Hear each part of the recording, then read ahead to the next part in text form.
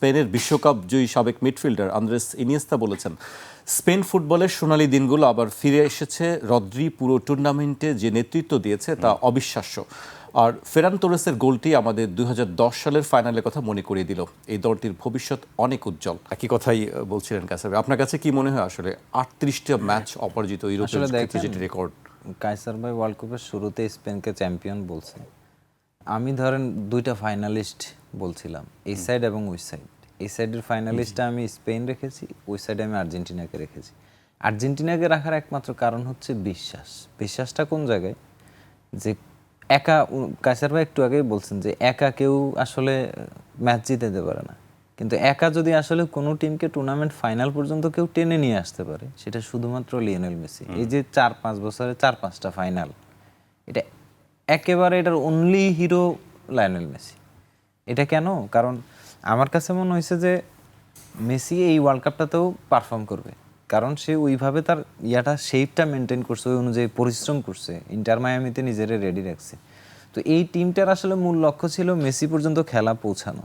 এইভাবেই খেলে এসেছে, এবং যখন আর্জেন্টিনা বিপদে পড়েছে তখন আসলে বারবার এই টুর্নামেন্টে প্রত্যেকটা নকআউট মেসি থ্রুতেই আসলে তাদের মুক্তি মিলেছে। এখন ফাইনালেও কিন্তু আবার ধরেন একেবারে নিয়ার অ্যাবাউট একটা জায়গায় আসছে, যখন পিছায় পড়ছে, মানে তখন আর প্রতিদিন তো আর কাজ করবে না, ওইটাও মেসি থ্রুতেই আসলে আসা শুরু হয়েছে আর কি।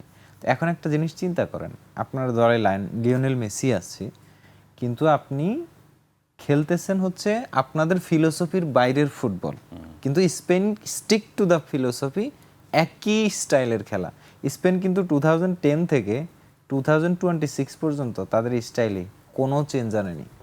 ক্লোজ কন্ট্রোল, বল দখলের লড়াই, টিকে থাকা, attack is the best defence, আর কোনো কিছু না। মানে আমি প্রত্যেকটা ডিপার্টমেন্ট ওয়াইজ সিঙ্ক্রোনাইজড থাকবো, যাতে করে আমার ভিতরের গ্যাপ বা লুপহোল খুঁজে বের করা কঠিন হয়ে পড়ে।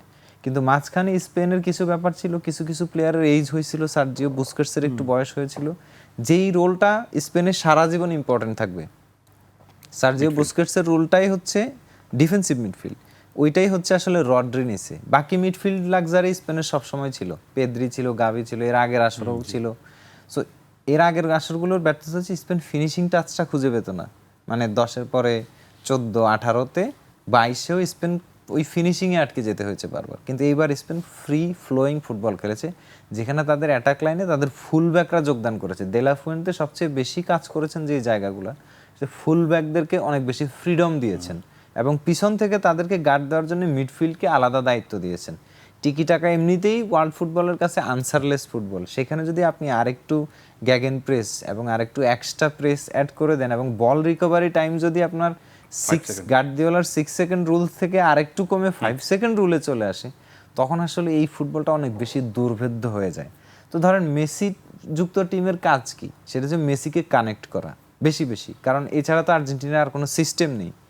সেক্ষেত্রে আর্জেন্টিনা মিডফিল্ড কোনো লং বল খেলার চেষ্টাও করেনি, মিডে বল কন্ট্রোল করার চেষ্টাও করেনি, এবং তারা সেকেন্ড বল কালেক্ট করে যে একটা ট্রানজিশনাল অ্যাটাকে যাবে, সেই স্ট্রেংথটুকুও পায়নি। স্পেনের প্ল্যানিংও বলতে পারেন যে মেসিকে যত বেশি সম্ভব বল থেকে দূরে রাখো, খেলা আমাদের নিয়ন্ত্রণেই থাকতেছে, এবং সেটাই হয়েছে।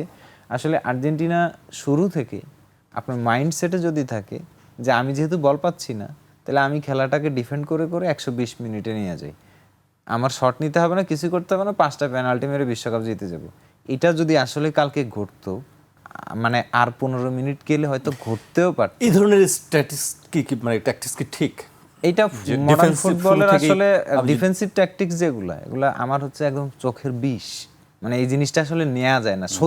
আপনি যদি ট্রু ফুটবল ফ্যান হন, এই টাইপের খেলা দেখলে আপনার আস্তে আস্তে গা গরম হইতে থাকবে, রাগ উঠবে বেসিক্যালি, সত্য বলতে যে এটা কি হচ্ছে। হ্যাঁ, এবং ধরেন আর 15 মিনিট পরে যদি এই ম্যাচটা পেনাল্টি শুট আউটে যাইতে, এমিলিয়ানো মার্টিনেজ যেই টাইপের ছন্দে ছিলেন, স্পেনের পক্ষে তাকে ভাঙা হয়তো পসিবল হতো না, এবং মেন্টালি ওখানে ভেঙে যেত, তখন ফুটবল ইতিহাসের আরেকটা কলঙ্ক যোগ হয়ে যেত, যে এভাবেও বিশ্বকাপ জিততে হয়। মানে আপনি ন্যাচারাল খেলাটাও খেলতে, আর্জেন্টিনা ন্যাচারালি খারাপ খেলে না, বেসিক্যালি কন্ট্রোল করতে চাইলে অ্যাটলিস্ট 40% বলও কন্ট্রোল করতে পারতো। তো ওই যে প্ল্যানিংটাই শুরু থেকে ডাটি, এবং দেখেন মাইন্ডসেটটা, লা মাসিয়ার প্রত্যেকটা ছেলেরা মেসিকে অন্য মাত্রায় রেসপেক্ট করে। খেলা শেষ হয়েছে, সবাই আসলে মেসির কাছাকাছি এসেছেন, কিন্তু মেসির টিমমেটরা যেটা করেছেন, যে ম্যাচ শেষে আসলে গাবিকে মারা শুরু করেছেন বা গার্সিয়াকে ধাক্কা দিচ্ছেন, পারাদেসের যে কাণ্ডটা, এই যে ব্যাপারগুলো মানে আর্জেন্টিনায় মেসির যে লিগাসি বা বার্সেলোনায় মেসির যে লিগাসি, এটাতে একটু হলেও এটা দাগ লাগার মতো ব্যাপার। তারপরেও লামিন ইয়ামাল বা লামাসিয়া কিডগুলো ওই হিউমিলিটিটা তাদের মানে সর্বকালের সর্বশ্রেষ্ঠ প্লেয়ারের প্রতি দেখাইছেন এবং মেসি রেসপেক্টেড ওয়েতেই এই বিশ্বকাপ জার্নিটা শেষ করেছেন। ধরেন একটা কথা আছে না, যে তারা যখন শেষ হইতে চায় তার আগে অনেক বেশি উজ্জ্বল হয়ে ওঠে। এটা ছিল মেসির ওই শেষ স্পার্ক এবং আমরা বিশ্ববাসী সাক্ষী হয়েছি। ধরেন গোল্ডেন বুটের বলের ব্যাপারে একটা বিতর্ক তৈরি হয়েছে যে মেসি পেতে পারতেন, আসলে গোল্ডেন বল পাওয়ার মতো ক্যাম্পেইন ছিল, কিন্তু আর্জেন্টিনা যখন থেকে আসলে বিশ্রী খেলেও কোয়ালিফাই করে যাচ্ছিল তখন এদের ফুটবলটাকে আর সহ্য হচ্ছিল না মানুষের, এবং একটা ন্যারেটিভের পর্যায়ে চলে গেছে বা মিডিয়া ট্রায়ালে চলে গেছে আর্জেন্টিনা এমন একটা জায়গায় যে তারা ফেভার পায়। তো এই জায়গাটাতে এই পুরস্কারটা আসলে মেসির কাছে চলে গেলে ওই বায়াসনেস কিছু ন্যারেটিভ তারপরও টিকে যেত, মানে ফিফাও অনেকটা দায় মুক্তির ইয়াতে এই মানে এই বলটা আসলে মানে ওইভাবে রড্রির কাছে গেছে। রড্রি যে জাস্টিফাইড না তা না, সে deserving, but Messi much more deserving.